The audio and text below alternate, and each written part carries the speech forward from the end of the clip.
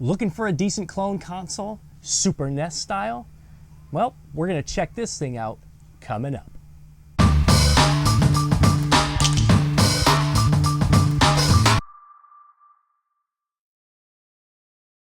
Hey tubers, it's Ben the Curious Consumer, and I am here in sunny North Carolina on vacation just before the 4th of July.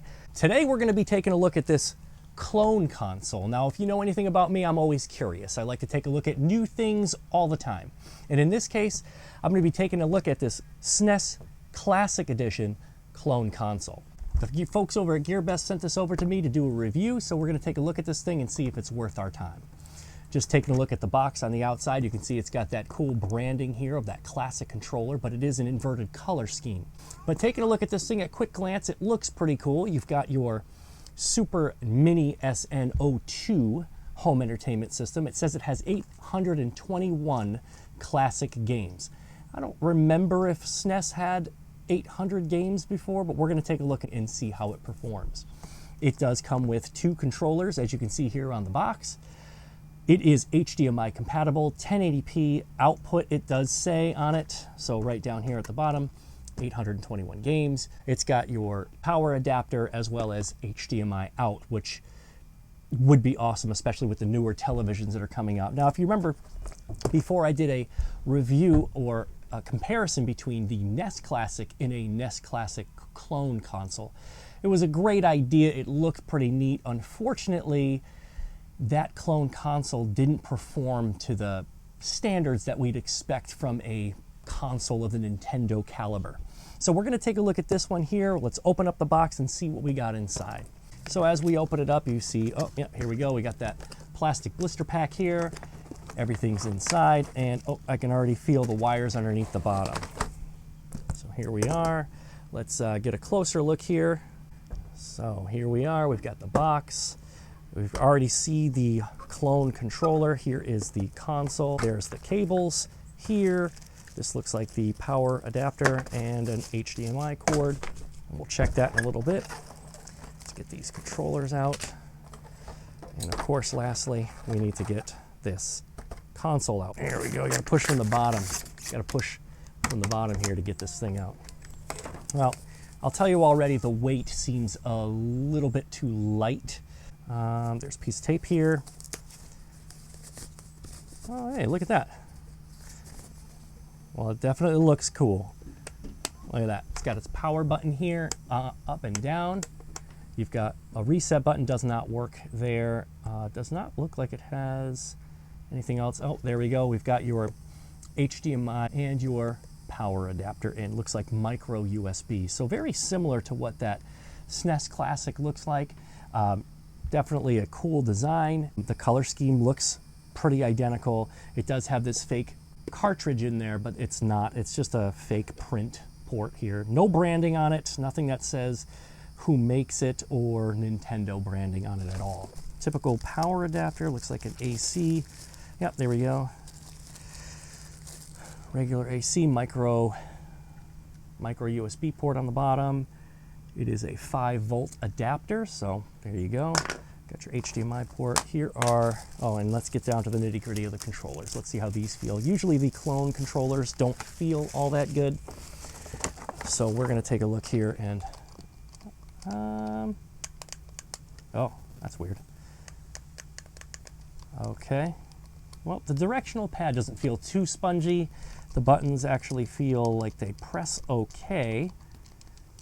Maybe a little spongy in there, but these right and left bumpers here, they're not the same style as the Super Nintendo, even though they have the similar color scheme on the controller. But these right here, you can see they're a lot smaller. The Super Nintendo ones came over the side a little bit more, and these click a little different, see? So they click really, they're really loud click. Let's see if this company that's done this clone controller has learned from the NES Classic mistakes and given us a longer cable. And there you are. So yeah, they do. They give you a pretty long cable here. It's probably about, I don't know, 6 feet maybe, 6-foot cable. So that's pretty good. You don't have to have the console right in front of you when you're trying to play. But I'll tell you right now, already I could tell you that I am not impressed with this style. I mean, I probably would have preferred a USB style end as opposed to this like Atari 2600 Genesis style 9-pin connector that goes on the front here. And I could already tell you that's probably going to give us a problem. It did give us a problem in the last clone console. So popping that in, taking it out, it feels like it's clicking in there all right, but we'll see. Time will tell. Let's check the secondary controller, because I know that in the past I've had like one good controller that came with the console, and then the second controller was just complete garbage. Let's see if the buttons feel the same. And they do. They feel pretty good. And again, there's that click sound. Same 6-foot cable and 9-pin connector. But I did just notice something on the box as well, that it says 821. 821 what type of games? If you look back and know anything about video games as a history of video games, the SNES Classic, or the SNES system in general, was a 16-bit system. This one says 821 8-bit games. 8-bit. Nintendo was 8-bit. So this console right here might not even be a Super Nintendo console. I have a feeling this is just going to be one of those knockoffs that have all the old Nintendo games on it, or not all of them, but a decent amount of regular Nintendo games on it, and not SNES games. Let's plug it in. Let's check it out. Let's see what this thing can do. So right away, as soon as I plugged the system in, I noticed that the power indicator light was already on, but the power button wasn't turned on. Little confusing, but as soon as I turned on the system, power indicator light became brighter. So that signifies that it's on, but when it's plugged in, the light is still on, but turned off. It's just a really confusing thing. As soon as I turn the system on, I notice a very familiar menu. That's right.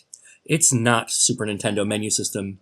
It is the menu system for the NES clone that I had in the past. When I select that game, I notice that the name Super Mario Brothers isn't on this emulated software. So already disappointed, it is not a Super Nintendo.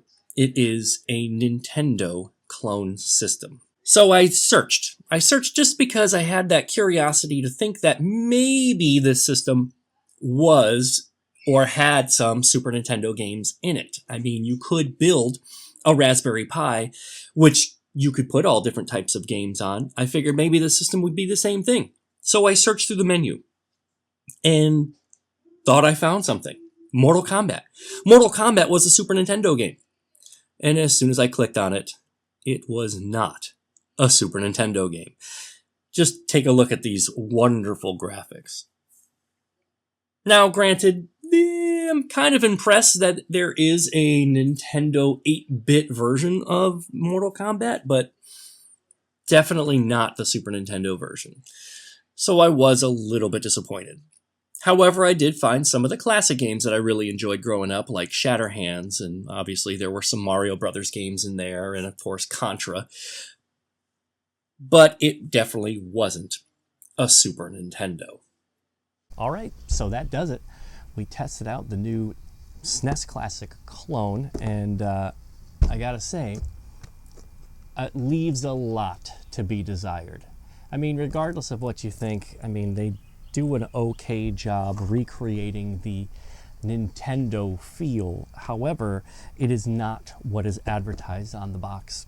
When you take a look at the system, this is a Super Nintendo system with Nintendo games on it. There's no Super Nintendo games on it regardless. It does have the HDMI output, but it's not full HD.